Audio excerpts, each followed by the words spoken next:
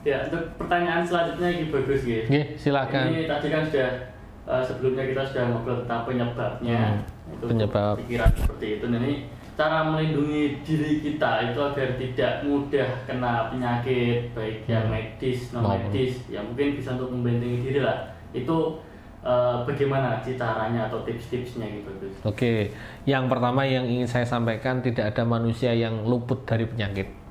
Jadi semua manusia itu pasti kena penyakit. Tapi daya tahan tubuh manusia itu juga berbeda-beda. Ada yang imunitasnya tinggi, dia kena penyakit mungkin cuma flu selama hidupnya.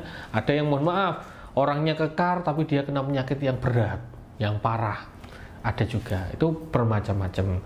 Ya, tapi kalau kita sebagai manusia, kita termasuk ibadah ya, kita menjaga karunia Allah Subhanahu wa taala berupa tubuh ini agar lebih sehat, itu juga termasuk ibadah. Kita berbuat baik dengan diri sendiri.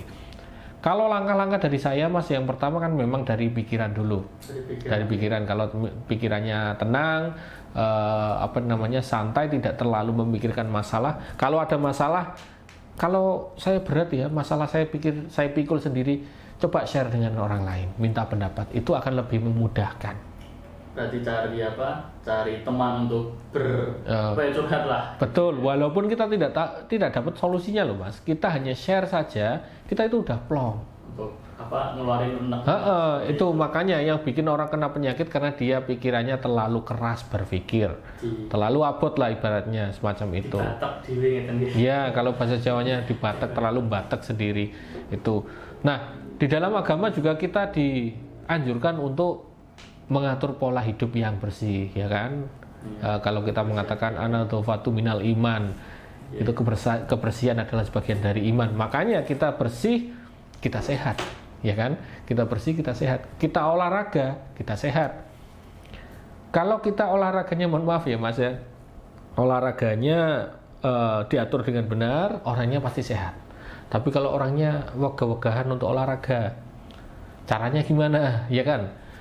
Misalkan ada karyawan kantor hanya duduk saja sampai pagi, sampai sore, malamnya tidur. Mungkin tidur itulah dia istirahat. Ya, istirahat. Tapi olahraganya kapan ya? Mungkin kalau dia ada waktu seminggu sekali itu dia olahraga, lari, itu juga bisa merefresh. Tapi kalau tidak ada sama sekali, tidak ada waktu untuk olahraga, mungkin diganti dengan cara ibadah. Kalau di alam Islam kan sholat itu adalah olahraga yang sangat bermanfaat, stretching semua otot tubuh. Jadi kalau Masnya bertanya caranya kita agar terhindar dari penyakit, ya itu tadi, pola makan, pikiran kita, ya, kebiasaan. Nah, kebiasaan semacam itu. Atau pola keseharian kita gitu. Iya, keseharian kita terlalu monoton dan juga menyebabkan penyakit. Iya, betul, semacam itu. Nanti di dalam diri kita juga nanti lingkungan juga kan, kita kebersihan harus bersih. Kebersihan kan bisa menyakup semuanya. Tapi ada yang mengatakan Mas, loh Ki, kalau Ki Bagus jawabnya itu saja kan itu termasuk sangat normal sekali gitu loh. Olahraga itu orang mengatakan kalau pingin sehat gimana, ya sudah olahraga. Tapi yang susah sekali adalah pelaksanaannya Mas. Kita mengatakan gampang kok hidup sehat, ya kan? Banyak orang yang mengatakan itu, wah saya gampang kok Ki untuk hidup sehat, tinggal saya ibadahnya rajin, olahraganya rajin, makan ditata. Iya memang, tapi penerapan dalam realnya itu sangat susah sekali. Mungkin simple lah, semua orang sudah tahu. Simple, ya memang apa yang saya katakan ini sudah basi sebenarnya, tapi orang itu penerapannya susah. Nah itu loh yang harus kita rubah, itu dari pikiran. Nanti kalau sudah terlalu mindsetnya, ya juga nggak bisa olahraga kan seperti itu. Contoh, mohon maaf untuk yang tersinggung, misalkan ada seorang wanita misalnya, oke, saya mau diet lah, berat badanku tuh tumbuh tambah banyak. Dia diet, pola makan diatur. Setelah dia sedikit kurus, sudah lupa dietnya. Kan gitu Mas. Jadi pola pikirnya, loh mau sehat kok waktu diet saja, gitu loh. Tapi kan tujuannya mungkin bisa lain, tujuannya bukan sehat, cuma penampilan kan seperti itu gitu. Kan gini, lebih baik kan ya memang untuk kaum hawa itu penampilan penting. penting sekali, utama. Semuanya lah, laki pun sama. Tapi ya sehat dulu itu penting. Beda loh Mas. Orang cantik, orang ganteng, yang dalam tubuhnya sakit-sakitan itu beda loh. Kayak nggak seger gitu, nggak ada. Itu nggak ngani. Ya ibaratnya nggak ada gregetnya lah. Beda sama orang yang sehat, luar dan dalam. Dia gimana? Mohon maaf. Ada orang yang tidak cantik, tidak ganteng, tapi dia terpancar gitu Mas. Menarik sekali. Berarti lebih ke apa itu namanya? Ya, aura ya gitu.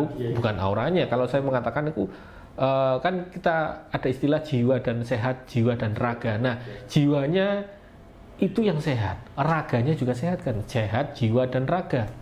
Gitu, ya. Makanya kalau orang yang saya katakan tadi raganya sehat, tapi dalamnya jiwanya sakit kan pikiran tadi kan. Iya. Kalau jiwanya sehat, raganya sakit, berarti kan memang kondisi tubuhnya yang nggak sesuai. Nah, itu yang saya maksudkan. Harus sehat, jiwa dan raga. Nah, jadi jelas ya tadi bagaimana caranya agar kita terhindar dari penyakit. Ya, kita mengatur semuanya. Mulai dari pikiran kita, kemudian kebiasaan, kemudian masalah ibadah itu juga pengaruh. Karena di dalam Islam ibadah itu juga membuat kita semakin sehat. Kan gitu. Batin dan pikiran. Pikiran, ya sehat, batin dan pikiran tadi. Oke. Pikiran kita, ya kita nggak selalu pikiran, aku kok rasanya lemes ya, kok capek terus ya setiap hari ya, capek terus setiap harinya. Berefek ke imunitas gitu lah. Contoh, saya sendiri jujur, ketika saya merasa kok saya kurang vitamin C ya. Entah mengapa Mas, sore itu langsung flu saya. Gitu. Nah, berarti kan apa? Pikiran saya tidak menerima, padahal ya saya itu selalu minum jeruk, katakanlah. Makan yang ada vitamin C-nya. Tapi kalau saya perasaan saya kok rasanya kurang vitamin C, udahlah sore hari itu mulai bersin-bersin, kayak orang mulai kena flu, itu kan imunitas gara-gara kurang vitamin C. Berdampak gitu ya. Iya, awalnya dari pikiran saya dulu. Nah, itu contohnya kan. Mulai dari awal dulu. Oke. Semoga bermanfaat ya Mas ya apa yang saya sampaikan ini. Terima kasih jawabannya Ki Bagus.